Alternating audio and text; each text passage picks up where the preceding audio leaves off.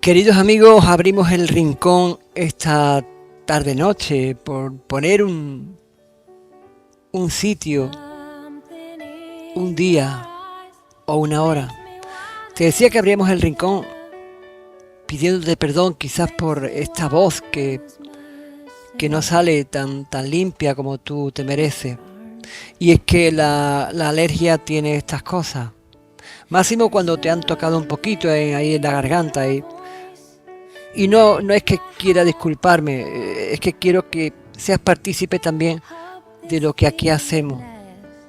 Igual que debería de preguntarte cómo te encuentras, cómo te ha ido el día hoy, cómo te fue la noche, si realmente sufres, lloras o por el contrario hay más risa, más felicidad en torno y alrededor tuya, cosa que nos alegra siempre, naturalmente. Pero si hay que quitar alguna lágrima, por favor, quisiéramos quitártela. Si hay algún dolor, quisiéramos que se fuera a hacer puñetas. Pero sobre todo que en este rincón encuentres la capacidad de estar un ratito agradable, de compartir sentimientos, emociones, conocimientos. Que sea tuyo. Porque sin ti, ya te digo que nosotros ¿qué somos? Nada. Una imagen en televisión. O sea que yo me imagino que estás ahí y que estás escuchando. Y traía hoy una personita que la recuerdo jugueteando y con una voz de pito que, bueno, no os podéis ni imaginar. Y esa personita va creciendo, termina la carrera y se nos hace una fisioterapeuta que es un encanto. Hoy ya toda una señora, toda una mujer, bueno, que a mí me gusta decirle señorita, porque es otra de las cosas. ¿Tú qué opinas? Y yo, si digo señorita, alguna gente se molesta porque dice, no, es que yo no te digo a ti señorito. Bueno, no, señorito aquí es despectivo prácticamente y señorita es todo un cortejo, todo un halago, algo que se pronuncia con cierto cariño. Ya me dirás si te gusta más que te digan señorita o señora. Cuando vas a comprar alguna tienda o vas de comercio, señorita, por favor, me atiende. Y hay gente que está en contra. Muy respetable. Pero los que estamos, digamos, con una cultura ya metida entre piel y sangre, es complicado poder cambiar. Así que permitidme que cuando diga señorita, lo diga con el halago, con el cariño y con la amabilidad que corresponde esa palabra. Hay tantas palabras en el rincón que poquito a poco iremos comentando también contigo, a ver qué te parece. Y estaba hablando de esta niña que se llama Inmaculada. Bueno, esta niña hace unos cuantos de años. Ahora ya es Inmaculada. O Doña Inmaculada. Porque tiene titulación, claro. Inmaculada viene a hablarnos un poquito de su vida, de su entorno y a compartir contigo conocimiento. Hoy el rincón va dedicado al conocimiento. Algo que todos tenemos, pero que cuesta poner en práctica en algunas ocasiones. Quizás por las carreras que nos da la vida, quizás porque el rincón del corazón a veces no te deje, o quizás porque te falten iniciativas. Cosa que desde aquí te animamos a que uses la iniciativa, uses el corazón y sobre todo esa intuición que Dios te ha dado y la genética de tu familia. Así que bienvenido, bienvenida, un abrazo enorme desde aquí y encantado de estar contigo. Y aquí está con nosotros ahora Inmaculada.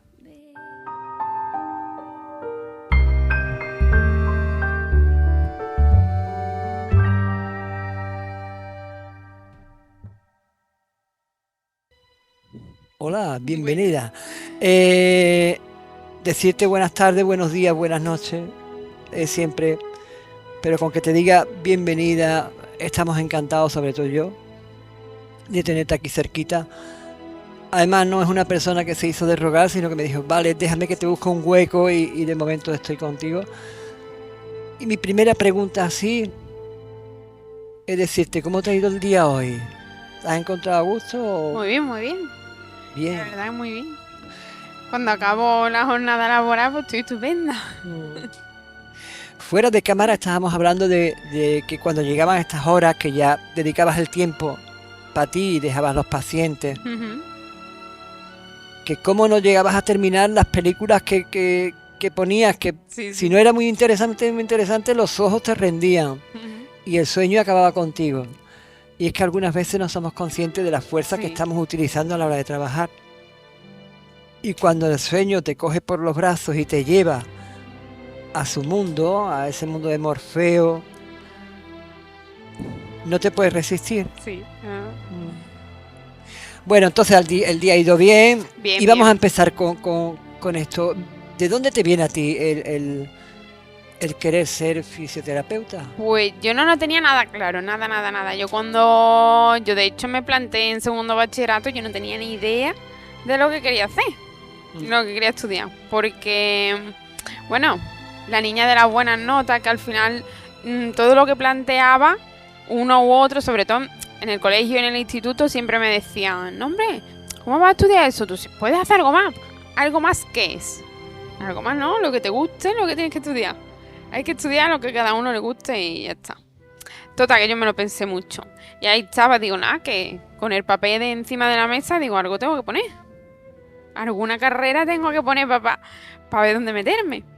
Y yo creo que si tengo que decir o tengo que echarle la culpa a dos personas de por lo que estudié esto, que han sido una de las, bueno, o las dos personas, no las más importantes, pero de las más importantes de mi vida. Las que te marcaron, te dijeron, niña, tú vales para esto. Sí, bueno, no tanto así. ¿O por qué no te piensas esto? Sí, eso. Y dice, por hecho podrían ser tu padre y tu madre, ¿no? Que más importante en tu vida que tu padre y tu madre, pues nadie. Bueno, pero a veces los padres, el papá y mamá, algunas veces nos equivocamos y nos creemos que valen todos para ser astronautas y se quedan. Estamos cerquita. Una fue mi hermana, que me lo planteó así como, oye, ¿y esto qué? ¿Qué te parece? José María. Y oye, no lo había yo pensado, pero sí que me gustaba, que era algo que dentro de, porque yo había estudiado el bachillerato de ciencia de la salud porque me gustaba más, pero no tenía claro dónde iba a terminar. Y está relacionado con su ámbito de deporte y tal, y la salud, bien, me gustaba. Y después siempre he visto a mi abuelo, pues con mi abuela con su enfermedad, él era el que después he sido consciente después que él le daba fisioterapia todos los días. Y después de ella, él mismo, yo recuerdo a mi abuelo siempre dándose, llegaba del campo y él se daba en el cuello, se daba. Claro, o sea, yo en ese momento no echaba cuenta, pero después digo, claro, o sea, se está autotratando y no era consciente en realidad, pero si yo tengo que decir dos personas que han marcado esa decisión, sí, puedo decir que han sido ellos dos. José María y el abuelo. El abuelo, bueno, primero José María, la vinculación con tu hermano es mayor de lo que parece, ¿no? Sí. Porque siempre os he visto dos caracteres quizás diferentes, pero luego muy complementarios. Y ahora ya cuando la vida va convergiendo, se ve que la separación no ha sido tanto, sino que es como la vía del tren. Cuando estás justo en el momento, ves a uno y ves a otra. Pero cuando miras luego ya en la lejanía, los ves juntitos y dices, claro, si es que se han criado juntos. Bueno, nosotros cuando de pequeños, claro, nos llevamos 5 años. Cuando somos chicos, mucha diferencia en realidad. Entonces, pues, mi hermano no me quería llevar a ningún lado, yo quería ir a todos lados con él. Pues normal, como dos hermanos normales de siempre, que uno quiere ir con el otro se escabulle para que... Sí, claro. Siempre el pequeño es el llavero, es el que tiene que llevar rastra. Y yo lo comento muchas veces, digo, nada, yo iba a jugar con ellos y me dejaban, ellos cogían la bici, el camioncillo tal y cual, y yo iba corriendo. Entonces, pues nada, la pequeña, pues ya está, cosas normales. Y después, lo típico, por las peleillas, no. Todos los niños. Y mis padres cuando llevábamos... Sí, pero las peleas con tu hermano, Con no él, con los demás, claro. claro, con él. Que yo quiero ir contigo, déjame, o pues bueno, pues te vas a enterar, las amenazas no te vas a enterar. Sí. Y yo era, al final, la que gritaba más fuerte para que le riñeran a él, ¿no? Nadie. Y eso, pero en el fondo siempre hemos estado muy unidos. Y mis padres también. Mi hermano dice, ¿habéis experimentado conmigo? Porque claro, es como que lo obligaban un poquillo. Venga, llévatela, si no te molesta, tal. ¿Qué más te da, niño? Y ya, pues claro que le daban. Claro. ¿Qué pintaba yo? Le has cortado todo el rol. Claro, luego lo entendías más adelante, cuando tú pasabas los 4 o 5 años que él llevaba o que tenía más que tú. Y después cuando eso, llevábamos unos días que no estaba la cosa muy tranquila, ya decían, estos se están tramando algo. Pero algún plan había. Pasa que en ese momento habíamos congeniado en lo mismo. y una de las cosas pues ha sido esta, lo que pasa es que esta está durando más. Así que... Entonces tenías un hermano, un amigo, un cómplice en ocasiones, y en otras ocasiones pues era tu enemigo, Claro. Y ahora igual. Oye, ¿es verdad que los amores reñidos son más queridos? En este aspecto, vamos a ver, quiero decir, pues, a grosso modo, ya estamos hablando de los hermanos, y en los hermanos se suele dar también, sobre todo en algunas etapas de la vida en las que están constantemente enfrentados, pero ese enfrentamiento es como un aspecto más del cariño, ¿no? De decir, bueno, tú... Pero luego no puede vivir uno sin el otro. Claro, nosotros, como el perro y el gato de todo el día, es lo que decía, tenemos dos caracteres completamente diferentes, nos complementamos muy bien, porque si él llega tarde, yo llego temprano, si él... bueno, nosotros bromeamos mucho porque hasta las partes del pollo o las partes del pan nos gustan diferentes, entonces, o sea, de una rebanada de pan, él se come una parte y yo la otra, o sea, es que es una cosa... O sea, somos complementarios en todo, en todo. Y sí, ahora mismo hay un unión muy grande, y en el trabajo, claro. Claro, luego ya vais creciendo y ahora a la hora de la formación laboral, pues complementarios también. Sí. ¿Con quién te llevas mejor? ¿A quién quieres más? Pero que no se entere nadie. ¿A papá o a mamá? Bueno, quizá con papá discuto más, pero como somos más parecidos, pues en algún momento que sí que hay más complicidad, igual. Sí. Pero claro, choca, eso es como somos más parecidos en carácter, pero eso es una bomba. Claro, también. Entonces es o bien o mal. Sí. Pero bueno, y después de las madres, pues poco que decir. O sea, una madre... Otro rollo, ¿no? Pasa que yo es verdad que le digo, tú que tiras más con el niño, tal, pues lo tienes más... Haz celosilla también tú. Sí, pero no. En el fondo, ¿no? Mi madre siempre dice una cosa que decía mi abuelo, que era que dedo de la mano se corta, que no le duela. Y será así, vamos, que así seguramente. Es una frase también muy nuestra, muy de la sabiduría popular. Entonces te llevas bien con mamá, bueno, sin ningún problema, y con papá, pues claro, siempre existe ese choque quizás generacional, por una parte, y por otro lado que eres su niña, que verás tú que ni que el aire os se toca. Claro. ¿Y el abuelo Rufino llegaste a conocerlo? No, yo él no. Mi hermano tenía 2 añitos, falleció antes de... 3 años antes de que yo naciese. Claro, yo digo el abuelo Rufino y vosotros diréis, bueno, ¿y qué me importa? No, soy yo el que la he visto nacer, la he visto crecer, y he conocido a sus abuelos porque vivíamos muy cerquita de casa, entonces tanto a los abuelos maternos como a los abuelos paternos. Pero claro, los abuelos maternos han estado siempre más vinculados a mi persona en este caso. Entonces dejadme, por favor, que yo también le pregunte a ella cositas de antaño para tener una referencia de dónde venimos y a dónde llegamos o a dónde vamos.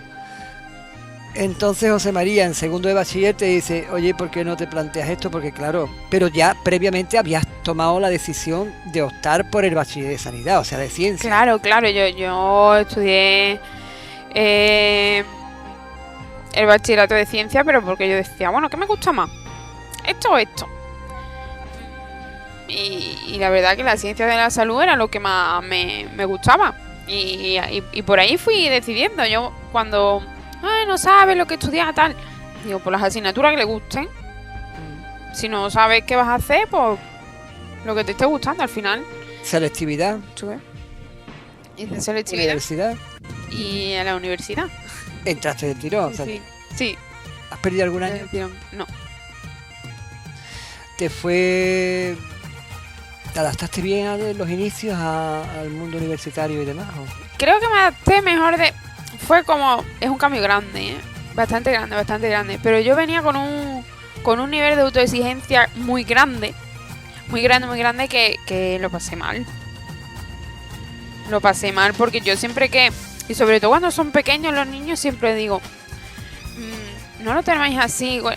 Es verdad que la exigencia me la tomaba... Era por mi parte. Que a mí nadie jamás me dijo, no, que tienes que sacar buenas notas. No, porque era yo. Que era que yo quería sacar.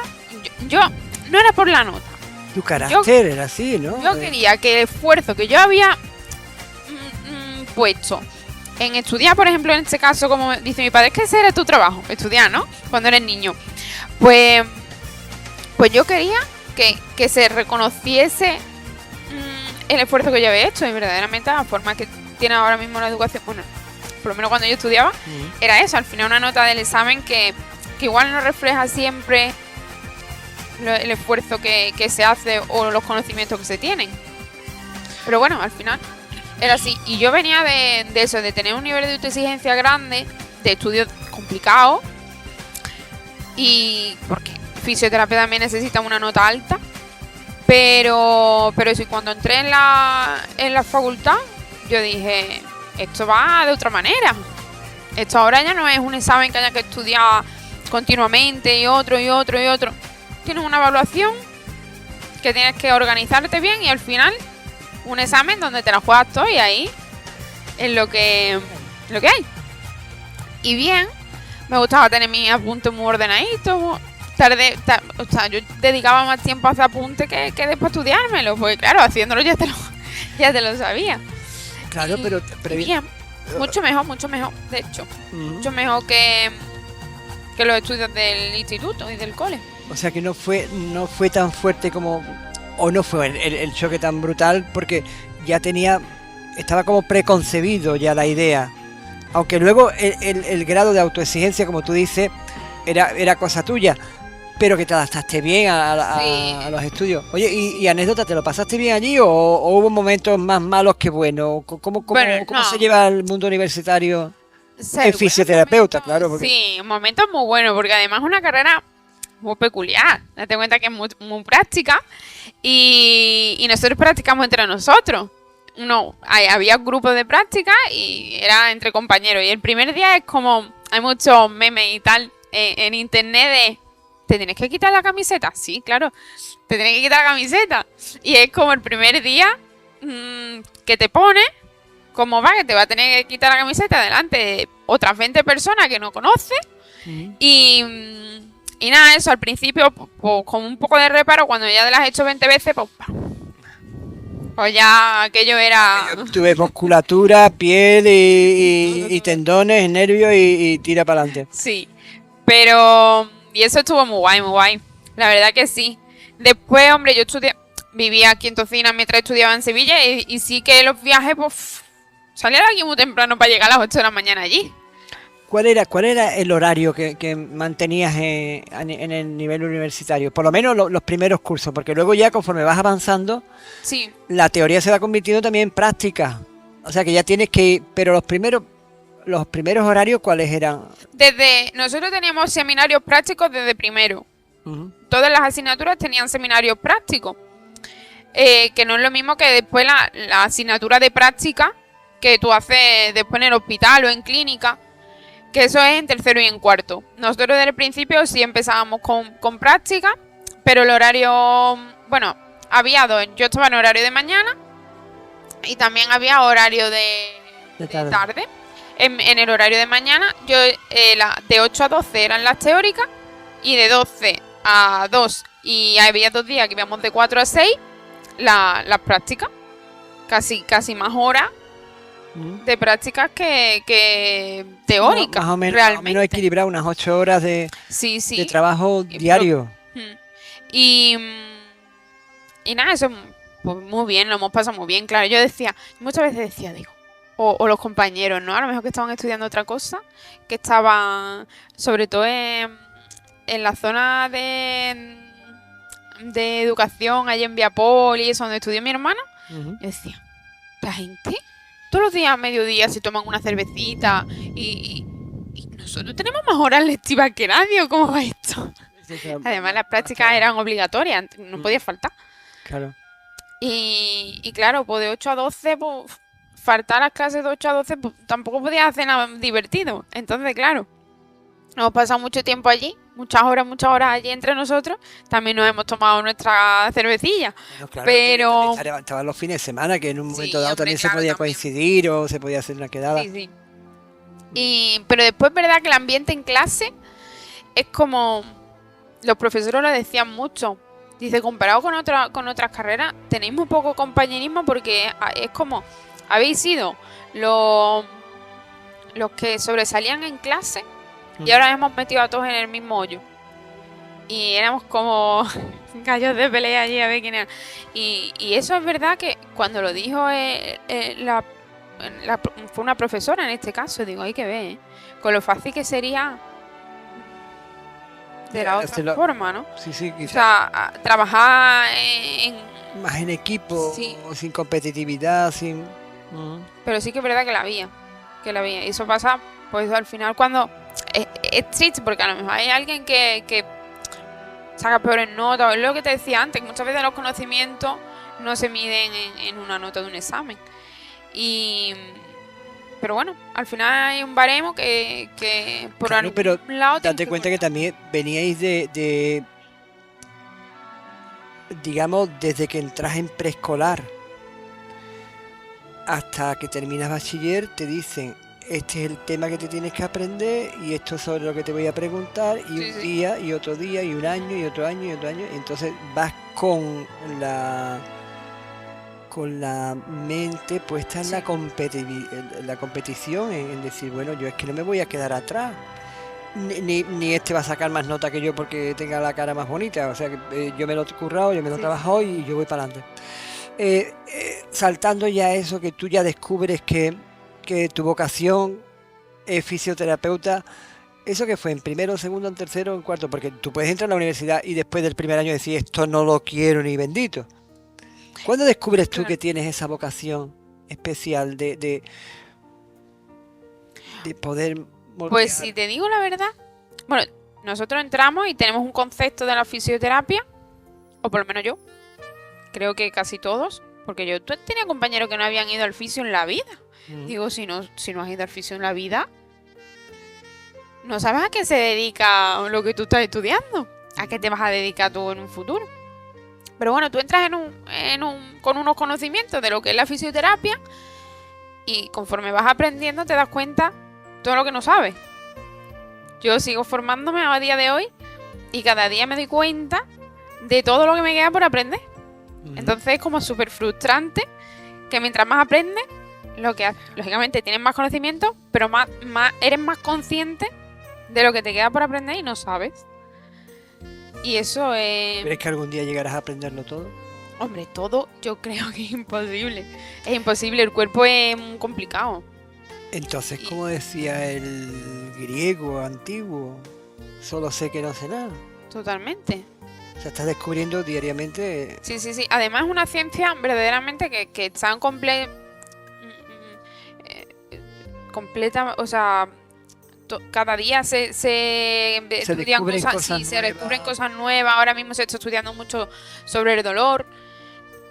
Porque antes tú tienes un daño, hay un tejido lesionado y eso te provoca dolor, pero ahora no. Ahora puedes tener dolor sin tener lesión y tener lesión sin tener dolor. Entonces, ¿Sabes por qué? Inma, ¿tu vocación entonces cuándo surge? Yo, Quiero decir, primero, segundo, tercero, cuarto, o cuando tomas ya conciencia de decir, yo es que esto realmente me gusta, es que yo creo que nació para esto. yo fui consciente ya trabajando. O sea, de eso. Ujú. De cuando tú te llega un paciente que está jodido y sale, a lo mejor no sale de la consulta ese día contento, porque a lo mejor el tratamiento son un mes, 3 sesiones, hay de todo, ¿no? Y el tío sale estupendo. Ujú. O le pregunta, oye, ¿qué tal? A los 3 días, oye, ¿qué tal estás? A mí hay amigos que me dicen, ¿y a todos los pacientes le preguntas después de ver que cómo estás? Digo, no, a todos no. Le pregunto o al que no sé cómo le ha podido ir, o si es la primera vez que viene, Ujú. o si no tiene mucha experiencia previa en fisioterapia y ha probado y a ver qué tal. O muchas veces es porque sabes que te va a dar un mensaje bueno y te hace falta, porque de vez en cuando te hace falta que te den ahí un empujoncito. Oye, pues estoy estupendo. Pues me ha ido súper bien. Pues eres una máquina. Después hay mensajes malos. Bueno, pero que te llegue por lo menos, que le encuentres sentido a lo que estás haciendo. Claro, claro. Que puede ser habitualmente cuando preguntas, siempre esperas que te felicite o por lo menos que el pago de tu trabajo no sea los honorarios, Claro. sino que diga, "Hostia, pues verdad, lo he hecho bien, ha merecido la pena". Sí, sí. Porque es Yo- una hora ahí poniendo todo tu cuerpo en tensión para que esas molestias, ese dolor, llamémosle así, Ujú. pueda quitárselo a una persona. Entonces, el hecho de que te digan, pues mira, Inma, me ha ido genial, me siento... Es verdad que el primer día me dolía un montón para ir abajo, pero luego después la verdad es que ha sido imponente o la mejora es Sí. increíble. O cuando te parece que puedo ir otra vez o si necesitas. Sí, sí. Y siempre el consejo. O por el contrario, Inma, me has hecho polvo, que ya estoy peor Sí, que es verdad. entré. Pues mira, vente para acá mañana pasado que quiero echarte un vistazo, no vaya a ser que... No es que me haya olvidado, sino que no quisiera tocarte en esto y voy a tener que tocarlo. Porque claro, siempre que ahora nos metemos en esta pregunta que sería, Inma, fuera de cámara estábamos hablando de los Sí. puntos, ¿no? Sí. Cuerpo. Y yo decía, ¿hay algún botoncito igual que en los muñecos que yo pulse en el muñeco y te diga, papá, mamá? ¿Hay algún botoncito donde se pueda pulsar que sea un punto donde el dolor pueda ser menos dolor? Porque claro, también tenemos que diferenciar el dolor físico, digamos, con el dolor que no se puede palpar. Claro, es que verdaderamente... Llámese moral, psíquico o emocional, que pertenece más al terreno o al rincón del corazón o de las emociones, ¿no? Que también puede afectar al dolor físico Sí, sí, está como súper tal. relacionado. Entonces, ese punto G del dolor, ¿dónde está? Pues mira, al principio intenta buscarte un músculo, ¿no? O un tejido al que ponerle la diana. Pero después he pensado que no, que es la cabeza. Todo está en la cabeza, porque me hablaba de dolor físico. Verdaderamente el dolor no se puede tocar. El dolor es un síntoma. Ni siquiera un signo que podamos ver, porque signo es las cosas que podemos ver y síntoma es lo que nos describe el paciente que tiene y nosotros no podemos verlo. Y no lo tenemos que creer, porque el dolor muchas veces dicen, no, es que es psicológico. No, o sea, el dolor es real. Y si un paciente te dice que le duele, le duele. Puede tener un umbral del dolor, es decir, para mí a lo mejor el dolor del 1 al 10, el 3 no es el mismo que para ti el 3. La escala del dolor Sí. para cada persona es diferente. Claro, claro.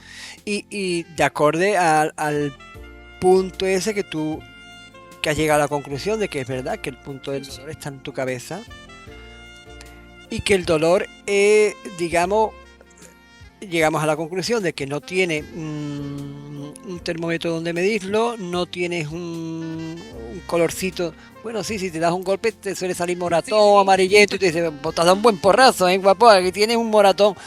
Pero claro, a veces tienes el moratón y te sale a los 3 días. Y Claro. dices, es que me duele un montón la pierna. O una pequeña rotura fibrilar también se puede dar y luego aparece el moratón y dices tú, es que tenía una rotura Sí, fibrilar y claro. esto no es pecata minuta. Pero claro, hablando del dolor y de fisioterapeuta, tampoco es que hagamos un examen ahora de, verás tú, que una fisioterapeuta anda por casa. Ujú. Entonces, Isma, los problemas habituales para un fisioterapeuta, ¿cuáles son? Quiero decir, ¿cuáles son los pacientes que tienes que tratar habitualmente? ¿Los que hacen deporte o los que no, por ejemplo? Buena pregunta. Yo trabajo en un centro deportivo ¿Mm? donde va mucha gente hace deporte. Mucha gente, cada vez más gente hace deporte y eso es súper bueno. Y me dicen, oye, pues yo cuento que trabajo en un centro deportivo y que tengo mi consulta allí y me dicen, pues allí, hombre, habiendo tanto deportista, pues tendrás un montón de gente. Digo, sí, tengo un montón de deportistas, pero veo a más pacientes que no hacen deporte. Y la inactividad, yo diría que es una de las cosas que más discapacidad provoca en las personas. Es increíble la inactividad. O sea que estamos hechos para movernos. Claro. Para movernos y además utilizando la fuerza, ¿no? Sí, fuerza, súper Oye, importante la fuerza. ¿El cuerpo del hombre es prácticamente igual que el de la mujer o la mujer tiene unas lesiones y el hombre tiene otras? Digamos también porque, bueno, estamos viviendo una sociedad un poco... Sedentaria, ¿no? sí, más bien tranquilota. Sí. No es, bueno, en tiempos atrás tampoco, ni una cosa ni la otra. Pero bueno, ¿el hombre tiene unas lesiones, la mujer otra o que no hagan deporte, quiero decir, sí, de la vida cotidiana? Bueno, claro, si estoy jugando al tenis, lo más lógico que claro. las lesiones vengan por un lado o por otro. Las lesiones deportivas... Sea por hombre o mujer, ahí no sí. hay. Pero en la vida cotidiana... En la vida cotidiana es verdad que el sexo masculino y el femenino tienen cualidades físicas diferentes. Y eso es real. Y después metabólicamente también son muy diferentes. Cuando somos niños no, somos más parecidos. Después sí que ya... tema hormonal empezamos a diferenciarnos cada vez más y ya en la edad adulta y cuando empezamos a envejecer por todavía más. Entonces es verdad que hay ciertas lesiones que son predisponentes de un sexo u otro o porque en cuanto a la cualidad física, por ejemplo, la mujer por norma general es menos fuerte y más flexible. Y en contrario, el hombre es más fuerte. Entonces, a lo mejor... y menos flexible, entonces, ¿no? Flexible. Es más rígido. Es más... Y ya sea por eso o por otras razones de las que hablábamos antes, pues es cierto que hay algunos tipos de lesiones más predisponentes en hombres o en mujeres. Pero bueno, al final también depende mucho de la actividad que tengan laboral o de ocio o las actividades de la vida diaria, a lo que se dediquen, lo que hacen. Las lesiones pueden aparecer cuando tú ya, o sea, quiero decir, cuando no eres consciente de ellas, por ejemplo, quiero decir, a la hora de dormir o en una mala postura, a la hora de descansar, ¿puede crear lesiones en el cuerpo o las lesiones vienen producidas por un mal funcionamiento o de un esfuerzo?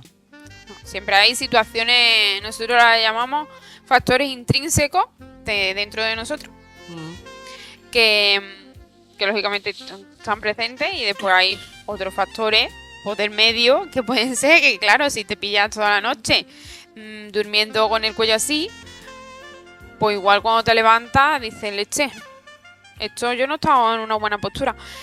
Pero es cierto que ahora eso de las buenas o las malas posturas están un poco en duda, el concepto. Porque ahora lo que se habla es que no hay ni buena ni mala postura. Verdaderamente cuando duermes tú te pones como estás cómodo. Y venga, no. Yo me voy a poner una buena postura hoy. Y tú te duermes de libro. De ladito así o con tu almohadita porque esté perfecto. Y te quedas dormido. Y te cambias, te pones... Al final cuando dejas de ser consciente de cómo estás, pues te dan la vuelta y ya está. Entonces el problema viene a la hora de mantener una postura. Puede ser una postura súper correcta, pero si te pega 12 horas en esa postura, te levantas destrozado, porque los músculos están hechos para moverse y necesitan movimiento. Yo lo comparo últimamente como la masa de una pizza. Se la dejas quieta, eso se pone tieso. Hay que moverlo, necesita movimiento y estamos hechos para eso. Salvador, lo tuvimos ya hace un año, previa a la Semana Santa, y él como médico decía, claro, es que no estamos acostumbrados a ir al fisio, vamos al fisioterapeuta cuando creemos ya que aparece ya el problema. Y él decía, es recomendable que vayáis al fisioterapeuta con cierta asiduidad, sobre todo los costaleros. Dice que ya no se carga como vais a cargar, por ejemplo, al cumplir la labor como tal, ¿no? Como costalero. Entonces decía, tienes que ir antes y después. Y claro, él explicaba por qué antes, porque hay musculatura o hay músculos que a fin de cuentas están anclados en el sistema óseo, y eso ahí te lo digo rápidamente, tú me corriges. Sí. Hay vasos sanguíneos, hay tendones, hay el sistema nervioso, hay un montón de infraestructuras ahí, que en un trozo de tu cuerpo que puede ser unos 40 centímetros o 30 centímetros y no sabes cómo está, ni en qué condiciones, si tienes que fortalecerlo o no para ejercer una labor. Entonces él decía, yo os recomiendo que vayáis antes, que os dé un buen flete y que te diga qué puede encontrar o qué te ha encontrado que tienes que fortalecer. Y después para decirte, oye, pues mira, te ha ido genial, aquí no se encuentra nada, ha ido todo muy bien. Dice, y eso sería lo ideal. Sí. Porque evitaría muchos problemas, tanto óseos, musculares como nerviosos. Dice, porque una lesión mal curada o que tú lo vas dejando y no lo dejas 2 semanas ni 2 meses, lo dejas a lo mejor 2 o 3 años. Entonces eso se puede convertir en un problema más adelante, tanto de traumatología como de aparato circulatorio, como de cualquier. ¿Tú qué me dices? ¿Tú estás dispuesta a recoger también? ¿O sería un reconocimiento más pequeño? ¿O tú cómo lo ves? ¿O tendría que ser...? Yo te he puesto el ejemplo a nivel de costalero, pero el que está trabajando en la cocina de un bar, que se tira 4, 5, 6, 7 horas a piñón, pum, pum, pum, que está manejando una serie de sobre todo la tensión, ¿no? que genera lo que tú me decías, la responsabilidad, lo que tú te exigías tanto. Sí. ¿Tú cómo lo ves? ¿Es recomendable? Bueno, aquí hemos hablado de 2 cosas. Una es el que hace todos los días lo mismo, con un esfuerzo importante, y el que en un momento puntual del año hace un esfuerzo importante. Entonces, ¿qué pasa? El que lo hace diariamente dice, hay trabajos que son duros. De la cocina, porque carga peso a distancia, está muchas horas. El del campo, porque maneja peso también hacia arriba. El que muchos tipos de trabajo tienen mucho esfuerzo, que si haces diariamente, lo bueno es que tu cuerpo se va preparando a eso, y ahí lo que tiene es una sobrecarga por repetición. Repite lo mismo, y el cuerpo llega a un punto que te dice, quillo, párate. Entonces ahí, antes de que llegase ese punto de ya no puedo más, pues sí que habría que verlo, porque el cuerpo avisa. Y el cuerpo te avisa, te va avisando hasta que te dice, escúchame, que ya no hay... Pero entonces suele surgir el dolor, ¿no? Sí. Pero suele surgir el dolor... y eso ya es después. Pero antes, por ejemplo, decir, preventivo, no me duele nada, pero voy al fisio a ver qué es lo que me dice. O a ver qué lo... Bueno, yo siempre digo... O voy a entrar en verano, voy a utilizar otra serie de condiciones, tanto físicas, o sea, como ambientales, y el esfuerzo va a ser el mismo. Me voy a dar una vuelta por el fisio, no vaya a ser que vaya yo preparadito, o que me diga en qué me tengo que preparar. Porque también, claro, no es lo mismo trabajar con el frío que con el calor, y ni con camisa, con más ropa, con menos ropa. Entonces, ¿es aconsejable también? ¿Tú crees que eso le quitaría problemas al médico de cabecera? Yo, de modo preventivo, sí que va más importante. El hecho de que le demos los conocimientos para poder sobrellevar ese esfuerzo que va a hacer, o qué tiene que enfocar su trabajo, o qué tiene que entrenar, digamos, más que claro, si no tiene lesión en el tejido, poco, pero lo que hay que hacer es preparar el tejido para eso, es decir, con ejercicio, con estiramiento, con preparar el tejido, normalmente con entrenamiento de fuerza, porque después lo que va a hacer es un esfuerzo. Entonces yo iría más enfocado mi sesión si yo tengo un día en consulta a alguien que va, mira, no, es que yo, por ejemplo, ahora que es periodo de eventos, ¿no? Yo es que ahora este mes lo tengo tanto la maquilladora como la peluquera, como el de la cocina del catering, o el camarero que te sirve, o yo lo pondría a punto diciendo que eso, que entrenasen, que es importante, que estén fuertes para el esfuerzo que van a hacer ahora, y lógicamente después, como es un esfuerzo en un corto periodo de tiempo, normalmente necesitan tratamiento, pero ya porque tienen una carga muscular importante. O sea, ya se han hecho daño, igual que el que está pegando cebolla todos los días hasta que se pega el corte. Claro. Al pegar el corte, mira que tienes 2 puntos. Ah, pues mira, menos mal, que la otra vez fueron 4. Vamos a coger 2 puntos de sutura. Sí. Pero claro, cuando ya aparece la herida. Sin embargo, si te dice, escúchame, la próxima vez que te ponga a partir cebolla, te pone un guantecito así, de estos de los que hay con alambre, y tú ya pelas cebolla, que si se te va a dar el cuchillo no te va a cortar. A eso es lo que yo más o menos quería decirte. Entonces, cada persona necesitaría un guante, quiero decir, una tabla de ejercicios con respecto a su tipo de actividad enfocado. Sería también muy aconsejable que preguntar al fisioterapeuta, en este caso a todo el personal que está viendo ahora, y decirle, oye, como prevención, Inma, mira que me voy a tirar ahora 2 meses a piñón, o me voy a tirar 2 semanas ahora que no. ¿Qué vas a hacer? Esto. Toma esta tabla de ejercicio y ve ya, ¿no? Al final que luego te va a doler quizás menos, o podemos, que a ver si este año es posible que no te hagas daño como el año pasado. O lo más recomendable es esto. Claro. Digo que también tendréis vuestras recetas. Sí, eso pasa. Bueno, recetas. Quiero decir, recetas sería... Hay, porque necesita algo que medio te oriente. Pero claro, como cada persona es diferente, tiene sus necesidades y sus peculiaridades físicas, cada uno la suya. Es complicado, pero bueno, ahí está, tienen los conocimientos y ahora pues enfócalo a cada persona. Paracetamol o ibuprofeno. Para eso recurre al médico, ¿no? Claro. Otra pregunta que quería hacerte. Bueno, y cuando el amor, cuando el dolor del que no se ve, del que no se siente, del que no tiene tejido, ese que está aquí también, ¿el fisioterapeuta puede ayudar en algo?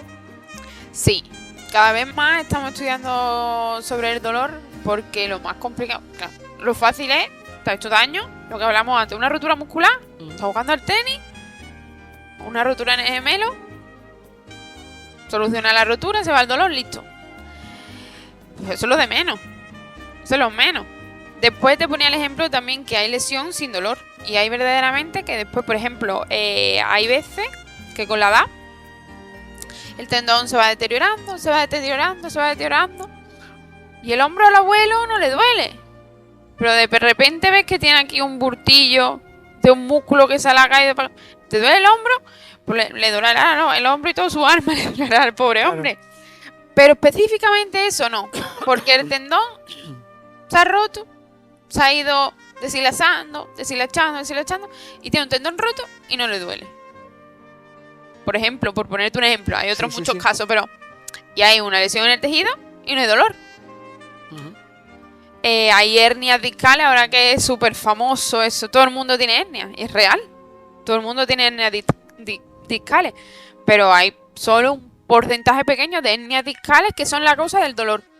Del dolor que tiene el paciente. Hay gente que tiene dolor, lo que pasa es que en realidad hacen una foto. O un vídeo, una resonancia. Yo he comprado resonancias con muchas fotos. Y es verdad, tiene una hernia discal. Pero es la causa de tu dolor. ¿Desde cuándo lleva la hernia discal contigo? Desde que tenía 30 años. Ahora tiene 60. Porque lleva 30 años sin dolor y ahora te duele esa. ¿Es porque ha empeorado? ¿Está igual? ¿O es que, Que apareció es que otro tienes menos factor. fuerza, has perdido fuerza y ahora te está dando la cara? Entonces, ¿la razón del dolor en la hernia o es que necesitas entrenar fuerza? Por ejemplo. Entonces, y después lo que hablábamos del dolor donde no hay lesión, eso ya es complicado porque hay veces, siempre hay algún evento previo, suele haberlo, alguna lesión previa que ha irritado una estructura nerviosa. ¿Hay placebos también en fisioterapeuta? Claro, ¿Fisioterapia? la fisioterapia se basa en quitarle el dolor al paciente, ¿no? Normalmente todos los pacientes vienen con dolor, tú tienes que quitárselo o reducirle el dolor al paciente. Y nosotros nos dedicamos todo el tiempo a, nosotros lo llamamos neuromodular o modular el dolor. Hacemos técnicas que quitan el dolor y muchas, no digo que sean placebas, pero hay veces... Pero que te dan resultados. Claro, a lo mejor contigo sí, con otra persona no. Y por eso es duda de, oye, También a ti te ha depende servido porque a este no. También, Inma, puede ser que sea la fe que yo deposite en ti. Sí, eso es muy Y importante. la confianza. Mientras más conocimiento tiene el paciente, antes mejora y mejora. Y los conocimientos, después que confíe en la técnica que tú le estás haciendo.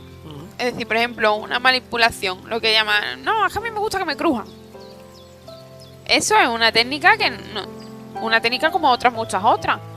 O las técnicas invasivas con aguja, que son así las que más a lo mejor la gente, o mete corriente, que son la gente que la técnica que a la gente más reparo le da.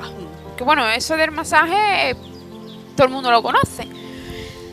Si el paciente confía en la técnica, no, mira, es que a mí me gusta o a mí me funciona mucho esto. Tú se lo haces, a ese paciente le va a venir mejor, le va a funcionar mejor que a uno que le dé miedo. Bueno, pero si yo llego a tu consulta y me dice, ¿qué pasa? Tiéndete aquí, que te voy a echar un vistazo a ver qué es lo que hay por aquí. Dime, ¿dónde te duele? Pues mira, me duele el muslo en esta zona. Empiezas a tantear para ir abajo y ves que hay una lesión. Y lo más recomendable para esa lesión, según lo que tú has estudiado, según las técnicas que has visto, precisamente para el músculo ese, sería esta, que es la de la aguja. Entonces tú tienes que decir, escúchame, no tengas miedo, que esto hay una técnica ahora que yo te aseguro que esto te va a ir genial, pero te tengo que pinchar. Y tú le vas haciendo el cuerpo poco a poco y cuando yo te pregunto, bueno, y Michael, ¿cómo es la aguja? Pues mira, es esta, va a entrar a tal profundidad, va a ser una chispita, pero fíjate tú, con eso conseguimos que esto. Vaya, sí. Porque estoy segura que, además, si vemos con la ecografía, que hay aquí esto, en fin, lo convence porque primero tiene que probar la técnica, porque sí. Es que, imagínate, yo no estoy puesto en claro, eso. Alguna vez la tienen que probar. Claro, y además, para una vez que voy al fisio y me dice, oye, que es que me tienen que poner una aguja como la que lleva Don Quijote aquí en el... Y va a decir, bueno, que claro. espérate que me has cogido sin anestesia ni nada. Sí, eso... Entonces también forma parte del diálogo vuestro, ¿no? Sí, yo intento explicar mucho y cuando el paciente tiene miedo, sobre todo... Bueno, el primero que le da miedo a mi hermano, le da miedo a las agujas horribles, pero sabe que funcione, confía en mí. Pues claro. Claro, es que si no las pagas. Pero bueno, hay muchas técnicas, muchísimas. De hecho, sigues aprendiendo, de hecho, sí. Estás en un máster también, ¿no? Sí, estoy haciendo ahora un máster de terapia manual y sí, aprendemos constantemente. Que no paráis tampoco. Sí. Pero es cierto, venga, ponemos un ejemplo, 2 personas con lo mismo, exactamente igual, pero es que son 2 personas diferentes. Cada uno con sus experiencias previas, que también son importantes. Si han ido al fisio antes o no han ido. Si le han hecho alguna cosa u otra. Si han ido ante el fisio, le ha ido bien o le ha ido mal. La experiencia previa es súper importante. La experiencia vivida es... Sí, tanto me refiero en este caso con otras lesiones o otro tratamiento. O con otra persona que Claro, con otro fisio. He ido a Barcelona, he ido allí a la Sagrada Familia, me trataron allí. Yo al que le da reparo y nunca lo ha probado, le explico tal, Pero es verdad que, bueno, la primera sesión te da reparo, vamos a hacer otras técnicas, a ver qué tal va. Pero cuando una lesión va una vez y no mejora, pero no se termina de... La segunda vez o la tercera ya entran. Ya, oye, si me lo estás recomendando es porque esto sirve y yo ya estoy harto de esto y yo quiero que se me quite, entonces para adelante. Y así ahí se tira el tiro al toro ya. ya a lo mejor, claro, yo a lo mejor, bueno, te lo propongo. Si no la conoces pero te da igual, pues vale. Pero si es que hay gente que verdaderamente tiene pánico a las agujas, pues que yo no le voy a pinchar. Se lo propongo. A lo mejor el tercer día cae y a lo mejor no entre ninguna. Si va a pasar un mal rato, al final la técnica no le va a hacer efecto. Es lo que hablábamos antes, que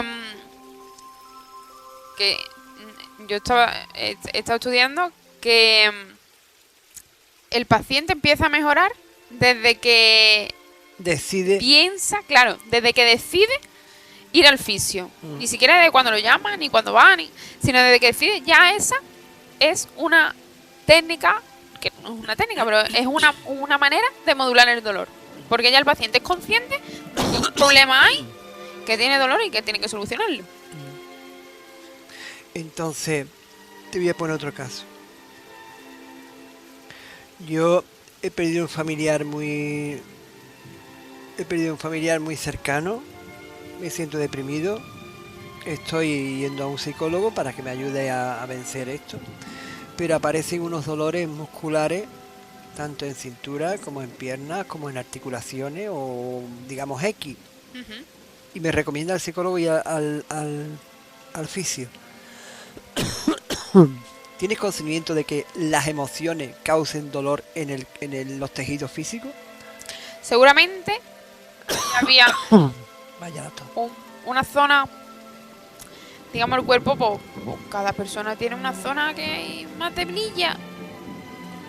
Yo a lo mejor me pongo a entrenar y ahora tengo el hombro derecho ahí un poquillo más débil que el otro. No sé por qué. Tengo que entrenarlo un poquillo más. Mira, no, es que mi trabajo, las lumbares sufren más. Pues eso está un poquillo más débil que otra zona.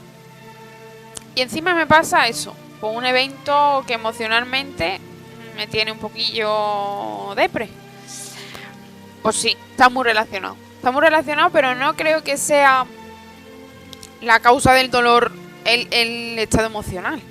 Sino que el estado emocional interviene. Te puede producir claro, al funcionamiento de la musculatura. Podríamos explicarlo un poco como que baja el umbral del dolor y aparece dolor en una zona que antes, cuando estábamos dedicados a otra cosa o no nos hemos pensado, estábamos más contentos, pues no habíamos hecho cuenta. Nosotros a eso lo llamamos banderas amarillas. Las banderas amarillas, bueno, las banderas rojas son, esto es la anamnesis, ¿no?, de cuando hacemos la entrevista con el paciente. Las banderas rojas son las cosas graves, que normalmente son contraindicaciones de que el fisio no puede tocar ahí, porque hay que saber muy bien lo que no hay que hacer. Y cuando un paciente nos dice, por ejemplo, un dolor que no cambia con el movimiento, que es un dolor nocturno que no te deja dormir, que no cambia con el movimiento nada, ni con la actividad, que permanece constante, te hace sospechar en un sitio. Bueno, a lo mejor si es que es muy claro, las lesiones normalmente bueno, cambian. Quiero aclarar o puntualizar una cosa. Estamos hablando, por ejemplo, del torrente sanguíneo, que eso no lo vaya si es un trombo, por ejemplo, eso claro, es más sería bandera roja. Sería bandera roja. Si cogemos, ¿qué te voy a decir yo? Un mal funcionamiento, hemos puesto la bandera roja, y yo te quería decir, bueno, entonces, si aparece un dolor en un órgano, claro, que lo refleje, ¿qué te voy a decir? Es que a mí no, vamos a ver, ¿cómo te lo explico? Es que a mí donde me duele es aquí, pero claro, es el reflejo de un músculo que puede estar por encima de eso, o al contrario, o que digan, claro, el dolor lo refleja aquí, que es donde están las terminaciones nerviosas, pero... Bueno, por ejemplo, un dolor a nivel abdominal, pues lo primero que le tienen que preguntar es, bueno, ¿y las digestiones qué tal? Y mira, no, es que a mí me duele ahí después de cada comida. Pues un dolor muscular no tiene pinta. Claro. Entonces es muy importante la entrevista con el paciente, que el paciente se explique bien. Y que tú le saques que- toda la y que información saque- abierta a claro. ver. Pacientes suelen mentir, bueno, no suelen mentir, No, te pero- suelen ocultar información que para ellos no es importante, pero para el fisio sí que es. Claro. No te miente, o bueno, a veces sí, de hecho los ejercicios no los he hecho. Pero suelen tener a lo mejor datos que pasan desapercibidos para él, que para el fisio sí que puede ser importante. Que el dolor te aparezca por la mañana y no al final del día es importante. Pues no es lo mismo un dolor matutino que de por la mañana, que puede ser porque todavía, digamos, no has puesto el cuerpo en movimiento y tal, a un dolor al final del día que puede ser por agotamiento.